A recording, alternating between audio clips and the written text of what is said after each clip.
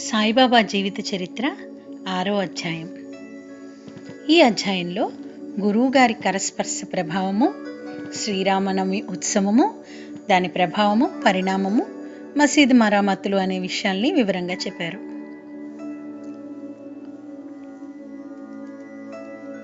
గురువుగారి హస్తలాఘవం. సంసారం అనే సముద్రంలో జీవుడనే ఓడని సద్గురువు నడుపునప్పుడు అది సులభంగాను జాగ్రత్తగాను గమ్యస్థానాన్ని చేరును. సద్గురు వనంగానే సాయిబాబా జ్ఞప్తికి వచ్చుచున్నారు.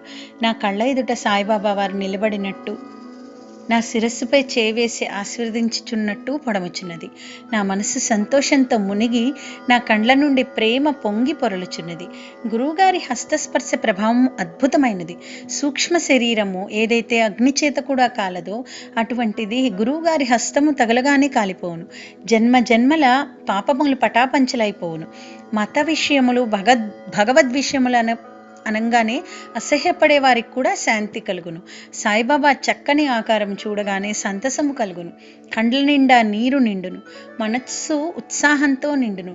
నేనే పరబ్రహ్మమని చైతన్యము మేల్కొల్పి ఆత్మసాక్షాత్కారానందాన్ని కలుగచేయును. నీవు నేను అనే భేదభావము తొలగించి బ్రహ్మముతో ఐక్యము చేయును. వేదములు గాని పురాణాలు గాని పారాయణం చేస్తున్నప్పుడు శ్రీ సాయిబాబా వారు అడుగడుక్కి జ్ఞప్తికి వచ్చుచుండును. సాయిబాబా రాముడుగా గాని కృష్ణుడిగా గాని రూపము ధరించి కథలు విన్నట్టు చేయును. భాగవత పారాయణకి నేను పూనుకోగానే శ్రీ సాయి ఆ పాదమస్తకము కృష్ణుని వలె కనిపించును. భాగవతము ఉద్ధవగీతో పాడుతూ ఉన్నట్టుగా అనిపించును. ఎవరితో అయినా సంభాషించుచున్నప్పుడు సాయిబాబా కథలే ఉదాహరణముగా ఇచ్చుటకు జ్ఞప్తికి వచ్చును. నేనేదైనా వ్రాయి తలపెట్టినచో వారి అనుగ్రహం లేనిదే ఒక్క మాట గాని వాక్యం గాని వ్రాయలేను. వారి ఆశీర్వచనము లభించిన వెంటనే అంతులేనట్టు రాయగలుగుదును. భక్తునిలో అహంకారం విజృంభించగానే బాబా దానిని అణిచివేయును. తన శక్తితో వాని కోరికల్ని తీర్చి నెరవేర్చి సంతుష్టిని చేసి ఆశీర్వదించును. బాబా పాదాలకు సాష్టాంగ నమస్కారం చేసి సర్వస్య శరణాగతి వేడిన వానికి ధర్మార్థ కామ మోక్షాలు సిద్ధించును. భగవత్ సాన్నిధ్యము నాకు పోవుటకు కర్మ, జ్ఞాన, యోగ, భక్తి అనే 4 మార్గాలు కలవు. అన్నింట్లోనూ భక్తి మార్గము కష్టమైనది. దాని నిండా ముండ్లగోతులుండును. సద్గురుని సహాయంతో ముండ్లగోతులను తప్పించుకుని నడిచినచో గమ్యస్థానము అవలీలగా చేరవచ్చును. దీనిని నమ్ముడని సాయిబాబా చెప్పుచూ ఉండును. స్వయం సత్తాకమైన బ్రహ్మము యొక్క తత్వ విచారము చేసిన పిమ్మట బ్రహ్మము యొక్క శక్తి, బ్రహ్మ సృష్టిని గురించి చెప్పి వాస్తవానికి ఈ 3 ఒకటే అని సిద్ధాంతీకరించి రచయిత బాబా తన భక్తుల శ్రేయస్సుకే చేసిన ఈ అభయప్రదాన వాక్యాలని ఈ కింద ఉదహరించుచున్నారు. నా భక్తుని ఇంటిలో అన్నవస్త్రాలకు ఎప్పుడూ లోటుండదు. నాయందే మనస్సు నిలిపి భక్తి శ్రద్ధలతో మనఃపూర్వకంగా నన్నే ఆరాధించు వారి యోగక్షేమాలు నేను చూసేదను. భగవద్గీతలో శ్రీకృష్ణుడు కూడా ఇట్లే చెప్పి ఉన్నాడు. కావున వస్త్రాహారాల కొరకు ప్రయాసపడవద్దు. నీకేమైనా కావలసిన భగవంతుని వేడుకొనుము. ప్రపంచంలో పేరు కీర్తులు సంపాదించటం మాని భగవంతుని కరుణా కటాక్షము పొందుటకు, భగవంతునిచే గౌరవం అందుటకు ప్రయత్నించుము. ప్రపంచ గౌరవం అందుకొను భ్రమను విడుము. మనస్సునందు ఇష్టదైవం యొక్క ఆకారాన్ని నిలుపుము. సమస్తేంద్రియములను మనస్సును భగవంతుని ఆరాధన కొరకే నియమింపుము. ఇతరుల వైపు మనస్సు పోనివ్వకుము. ఎల్లప్పుడూ నన్నే జ్ఞప్తి ఉంచుకున్నట్టు మనస్సును నిలుపుము. అప్పుడది శాంతి వహించి నెమ్మదిగా ఎట్టి చికాకులు లేకుండా ఉండును. అప్పుడే మనస్సు సరియైన సాంగత్యంలో ఉన్నదని గ్రహింపుము. మనస్సు చంచలంగా ఉన్నచో దానికి ఏకాగ్రత లేనట్టే. ఆ తర్వాత రచయిత షిరిడీలోని శ్రీరామనవమి ఉత్సవము సాయిలీలా పత్రికలో ఏ రకంగా వర్ణించారో ఆ వివరణనంతా మనకి అందిస్తూ ఉన్నారు. కోపర్గాంలో గోపాలరావు గుండు అనే అతను పోలీసు సర్కిల్ ఇన్స్పెక్టర్గా ఉండేవాడు. అతని బాబాకి గొప్ప భక్తుడు. అతనికి 3 భార్యలు ఉన్నప్పటికీ సంతానం కలగలేదు. శ్రీ సాయి ఆశీర్వచనంచే అతనికి ఒక కొడుకు పుట్టెను. అతను మిక్కిలి సంతోషించి షిరిడిలో ఉత్సవం చేసిన బావుండని 1897లో భావించెను. ఈ విషయమై తక్కిన భక్తులైనటువంటి తాత్య పాటీలు, దాదాకోతే పాటీలు, మాధవరావు దేశపాండేలను సంప్రదించను. వారంతా దీనికి సమ్మతించిరి. బాబా ఆశీర్వచనాన్ని అనుమతిని పొందారు. జిల్లా కలెక్టర్ అనుమతికై దరఖాస్తు పెట్టిరి. గ్రామకరణం దాని మీద ఏదో వ్యతిరేకంగా చెప్పినందువల్ల అనుమతి రాలేదు. అయితే బాబా ఆశీర్వదించారట. తర్వాత మళ్ళీ బాబా ఆశీర్వదించిన తర్వాత మళ్ళీ వెళ్ళి ప్రయత్నించగా వెంటనే అనుమతి వచ్చింది. బాబావారితో మాట్లాడిన పిమ్మట ఉత్సవము శ్రీరామనవమి రోజు చేయడానికి నిశ్చయించారు. దానిలో బాబావారికి ఇంకేదో ఉద్దేశం ఉన్నట్టు అనిపించిందిట భక్తులకి. ఈ ఉత్సవాన్ని శ్రీరామనవమితో కలుపుట హిందువుల మహమ్మదీయుల మైత్రి కోసం కాబోలు అని చెప్పి బాబాగారి సంకల్పం హిందూ ముస్లిం మైత్రిని ఈ ఉత్సవాన్ని అడ్డంగా పెట్టి చెయ్యాలి అనేటువంటిది బాబావారి సంకల్పం అని చెప్పేసి భవిష్యత్తులో జరిగిన కొన్ని సంఘటనల వల్ల భక్తులు తెలుసుకున్నారు. ఉత్సవాలు జరపడానికి అనుమతి వచ్చింది, కానీ ఇతర కష్టాలు కనిపించాయి. షిరిడి చాలా చిన్న గ్రామం అవటంతో నీటి ఇబ్బంది చాలా ఎక్కువగా ఉండేది. గ్రామం మొత్తానికి 2 నూతులు ఉండేవి. ఒకటి ఎండాకాలంలో ఎండిపోతూ ఉండేది, రెండో దానిలో నీళ్లు ఉప్పు నీటి బావిలో బాబావారు పువ్వులు వేసేసరికి అవి మంచినీళ్ళ బావిగా మారిపోయిందట. ఈ నీరు కూడా సరిపోకపోతే తాత్యా పాటిలు దూరం నుంచి మోటార్ల ద్వారా నీళ్లు మళ్ళీ తెప్పించారట. అంగళ్ళు వేశారట. కుస్తీ పోటీలకు కూడా వేడుగ్గా ఏర్పాటు చేశారట. గోపాలరావు గుండుకి ఒక స్నేహితుడు ఉన్నాడు. ఆయన పేరు దాము అన్నా కసర్. అతనిది అహ్మద్ నగర్. అతనికి కూడా 2 భార్యలు ఉన్నప్పటికీ సంతానం కలగలేదు. అతనికి కూడా బాబా ఆశీర్వాదంతో పుత్ర సంతానం కలిగింది. ఉత్సవం కోసం ఒక జెండాను తయారు చేయించాడు. అట్లే నానాసాహెబ్ నిమోన్కర్ను ప్రబోధించగా అతను కూడా ఒక నగిషీ జెండాను ఇవ్వడానికి ఒప్పుకున్నాడు. ఈ 2 జెండాలు ఉత్సవంతో పాటు తీసుకుపోయి మసీదు 2 మూలలందు పెట్టారట. ఈ పద్ధతి ఇప్పటికీ నడుస్తుందట షిరిడీలో. బాబా ఉండే మసీదుకి ద్వారకామాయి అని పేరు. చందన ఉత్సవం. ఈ ఉత్సవంలో ఇంకో ఉత్సవం కూడా ప్రారంభమైంది. కురాహ్లే గ్రామం ముందు అమీర్ షక్కర్ అనే ఒక మహమ్మదీ భక్తుడున్నాడు. అతని చందన ఉత్సవం ప్రారంభించాడు. ఈ ఉత్సవాన్ని గొప్ప మహమ్మదీయ పకీరుల గౌరవార్థం చేస్తారు. వెడల్పు పళ్ళెంలో చందనపు ముద్దలుంచి తలపై పెట్టుకుని సాంబ్రాణి ధూపాలతో బాజా భజంద్రీలతో ఉత్సవాన్ని సాగించారు. ఉత్సవం ఊరేగిన పిమ్మట మసీదుకు వచ్చి మసీదు గూటిలోని గోడలపైన చందనాన్ని చేత్తో అద్దుతారు. మొదటి 3 సంవత్సరాలు ఆ ఉత్సవాన్ని అమీర్ షక్కర్ జరిపాడు. పిమ్మట అతని భార్య జరిపింది. ఒకే దినమందు పగలు హిందువులచే జెండా ఉత్సవం, రాత్రి మహమ్మదీయులచే చందనోత్సవం ఏ కొట్లాట్లు లేకుండా జరుగుతున్నది. శ్రీరామనవమి బాబా భక్తులకు ముఖ్యమైంది, పవిత్రమైంది. భక్తులంతా వచ్చి ఈ ఉత్సవంలో పాల్గొంటూ ఉండేవాళ్ళు. బయటి ఏర్పాట్లన్నీ తాత్యా కోటే పాటిల్ చేసేవారు. ఇంటి లోపల చేయాల్సినవన్నీ రాధాకృష్ణమాయి అనే భక్తురాలు చూస్తూ ఉండేది. ఆమె ఇంటి నిండా భక్తులు దిగేవారు. ఆమె వారికి కావలసినవన్నీ సమకూర్చుచూ ఉండేది. ఉత్సవానికి కావలసినవన్నీ సిద్ధపరుస్తూ ఉండేది. ఆమె స్వయంగా మసీదుని శుభ్రపరిచి గోడలకు సున్నం వేసేది. మసీదు గోడలు బాబా వెలిగించి దునుమూలాన మసితో నిండి ఉండేవి. వాటిని చక్కగా కడిగి సున్నం పూస్తూ ఉండేదట రాధాకృష్ణమామి. ఒకప్పుడు మండుచున్న దునిని కూడా తీసి బయట పెడుతూ ఉండేది. ఇదంతా బాబాగారు చావళ్ళలో పడుకున్నప్పుడు చేసేదట. ఈ పనిని శ్రీరామనవమికి ఒకరోజు ముందే చేస్తూ ఉండేదట. బీదలకు అన్నదానం అంటే బాబాగారికి చాలా ప్రీతి. అందువలన బీదలకు అన్నదానాన్ని ఈ ఉత్సవనందు విరివిగా చేస్తూ ఉండేవారు. వంటలు విస్తారంగా మిఠాయి దినుసులతో రాధాకృష్ణమ ఇంట్లో చేసేవారు. ఇందులో ఎంతో మంది భక్తులు కలిసి వంట చేసి అన్నదానం చేసేవారు. మేళా లేదా ఉత్సవాన్ని శ్రీరామనవమి ఉత్సవంగా మార్చుట. ఈ ప్రకారంగా 1897 నుంచి 1911 వరకు ఉత్సవం వైభవంగా జరుగుతూ ఉండేది. రాను రాను అభివృద్ధి కూడా ఉత్సవంలో కనిపిస్తూ ఉండేది. 1912లో ఒక మార్పు జరిగింది. సాయి సగుణోపాసన రాసిన కవి అయినటువంటి కృష్ణారావు జోగేశ్వర్ భీష్మ అనే అతను దాదాసాహెబ్ కపడ్డేతో ఆయనతో కలిసి ఉత్సవానికి వచ్చాడు. అతను దీక్షిత్వాడలో బస చేశాడు. కృష్ణారావు వసారాలో చేరగిలి ఉన్నప్పుడు కాకా మహాజని పూజా పరికరాల పళ్ళెంతో మసీదుకి వెళ్తూ ఉంటే సడన్గా అతనికి ఒక కొత్త ఆలోచన వచ్చింది. ఈ ఉత్సవాన్ని శ్రీరామనవమి నాడు చేయటలో భగవద్ ఉద్దేశం ఏదైనా ఉండి ఉండవచ్చు. శ్రీరామనవమి ఉత్సవంగా హిందువులకు చాలా ప్రియం గనక ఈ దినమందు శ్రీరామనవమి ఎలా జరపకూడదు అని అడిగట. కాకా మహాజని ఈ ఆలోచనకి సమ్మతించాట. బాబా అనుమతి తీసుకొద్దామని వెళ్ళి బాబాని అడుగుదాం అనుకున్నట్టు. ఒక కష్టం మాత్రం తీరనిదిగా ఉండేది. అది హరిదాసుని సంపాదించడం. భగవన్ మహిమల్ని కీర్తన చేయటానికి హరిదాసుని ఎక్కడి నుంచి తీసుకురావాలి అనేది ఒక గొప్ప సమస్యగా ఉందట. అప్పుడు అది భీష్ముడే పరిష్కరించాట. ఎట్లా అంటే అతనికి రామాఖ్యానం అనే శ్రీరాముని చరిత్ర సిద్ధంగా ఉండడంతో దాన్ని అతను కీర్తన చేయడానికి కాకా మహాజని హార్మోనియం వాయించడానికి నిశ్చయించారట.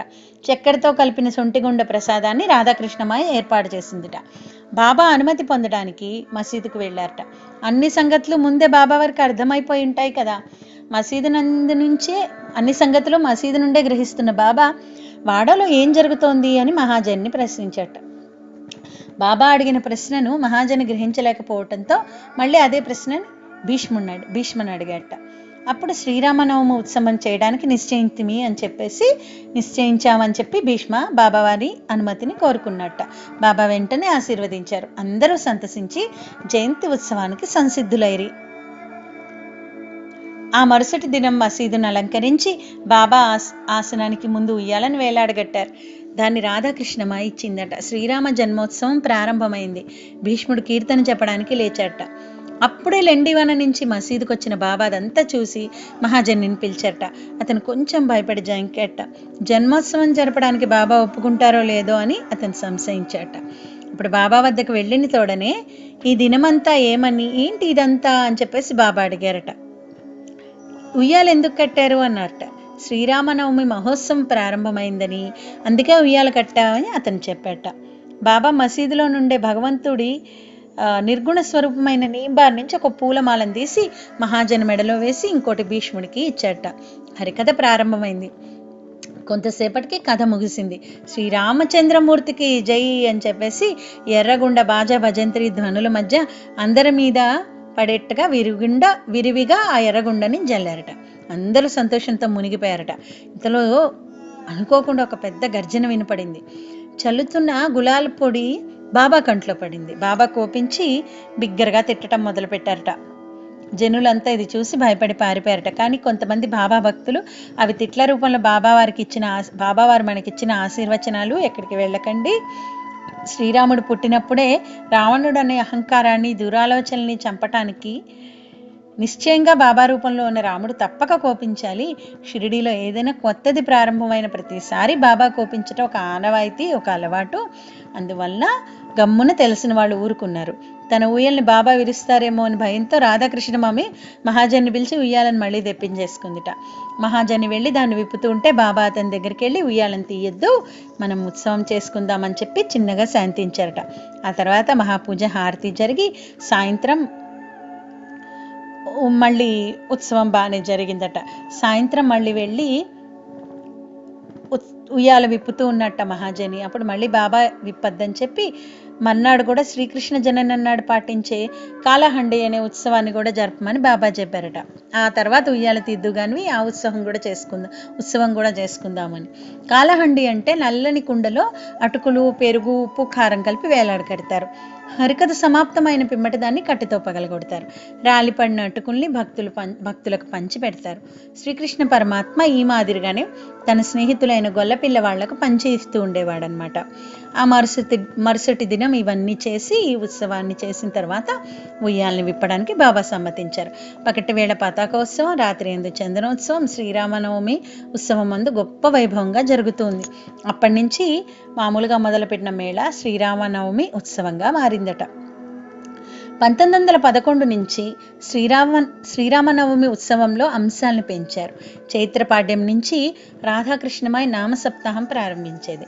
భక్తులంతా అందులో పాల్గొనేవారు. ఆమె కూడా వేకుజామున భజనలో చేరేది.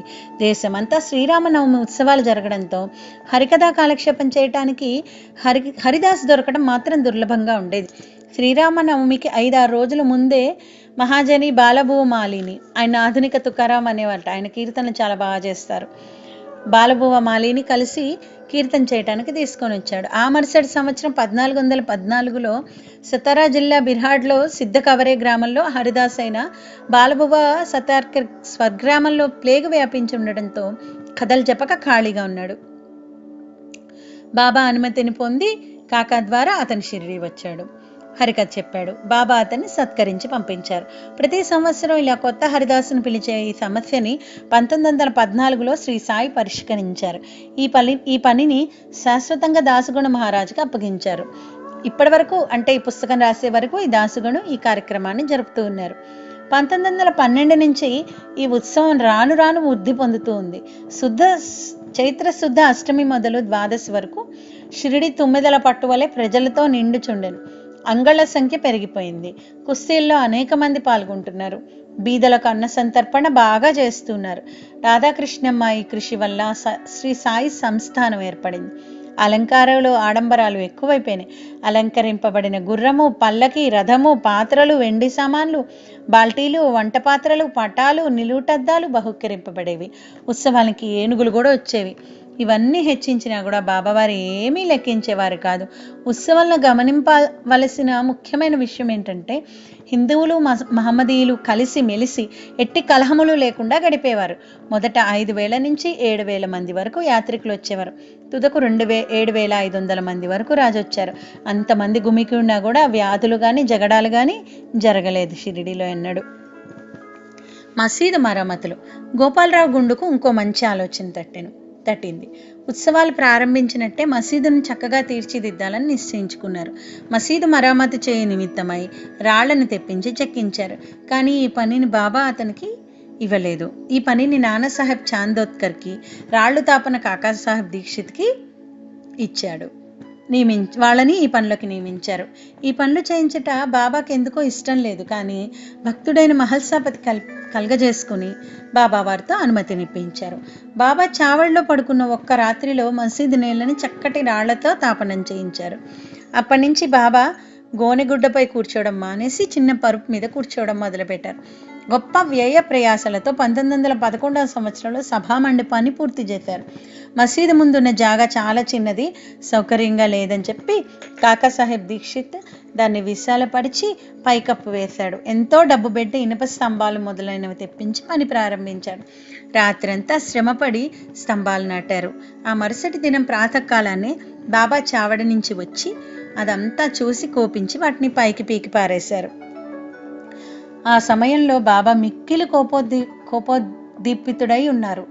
ఒక చేత్తో ఇనుప స్తంభాన్ని పెకలిస్తూ రెండో చేత్తో తాత్యా పాటిల్ పీక పట్టుకున్నారు. తాత్యా తలపాగాన్ని బలవంతంగా తీసి అగ్గిపులతో నిప్పంటించి ఒక గోతులో పారవేశారు. బాబా నేత్రాలు నిప్పికొనడం వల్లే వెలుగుతూ ఉన్నాయి. ఎవరికీ బాబా వైపు చూసే ధైర్యం చాలలేదు. అందరూ భయకంపితులైపోయారు. బాబా తన జేబులోంచి ₹1 తీసి అటువైపు విసిరారు. అది గమనించిన వారికి శుభ సమయం చేసే ఆహుతిలాగా కనపడింది. తాత్య కూడా చాలా భయపడిపోయాడు. తాత్యకి ఏం జరుగుతుందో ఏమో అని మిగిలిన వాళ్ళు భయపడిపోయారు. కానీ మధ్యలో కల్పించుకునే ధైర్యం ఎవరికీ లేకపోయింది. కుష్ఠిరోగు బాబా భక్తుడైనటువంటి బాగోజీ సింధియా కొంచెం ముందుకెళ్తే బాబా వాడిని పక్కకు తోసిపారేశారు. మాధవరావు ప్రయత్నించాడు. అతని మీద ఇటుకరాయి రువ్వారు. ఎంతమంది జోలికి పోదలిచారో అందరినీ ఆయన కసిరి పక్కకి తోసేశారు. కొంతసేపటికి బాబా శాంతించి ఒక దుకాణదారుని పిలిచి అతని నుంచి జరీపాగాన్ని తీసుకొచ్చి బాబా తాతయ్య తలకి చుట్టారు. తెప్పించి జరీ తలపాగాని తాతయ్య తలకి చుట్టారు. తాతయ్యని ప్రత్యేకంగా గౌరవించడానికి బాబా ఎట్లా చేస్తుంటారు అని చెప్పేసి అందరూ అనుకుని ఆశ్చర్యపోయారు. ఇంత కోపము ఎందుకు వచ్చింది, తాతయ్యను ఎందుకు శిక్షించారో, మళ్ళీ ఎందుకు శాంతపడ్డారో ఎవరికీ అర్థం కాలేదు. బాబా ఒక్కొక్కప్పుడు శాంతమూర్తి వలె కూర్చొని అత్యంత అనురాగంతో మాట్లాడేవారు. అంతలో అకారణంగా కోపించేవారు. అలాంటి సంఘటనలు షిరిడీలో అనేకం కలవు. కానీ ఏది చెప్పాలో ఏది చెప్పక్కర్లేదో తేల్చుకోలేకపోతున్నాను అంటున్నారు రచయిత.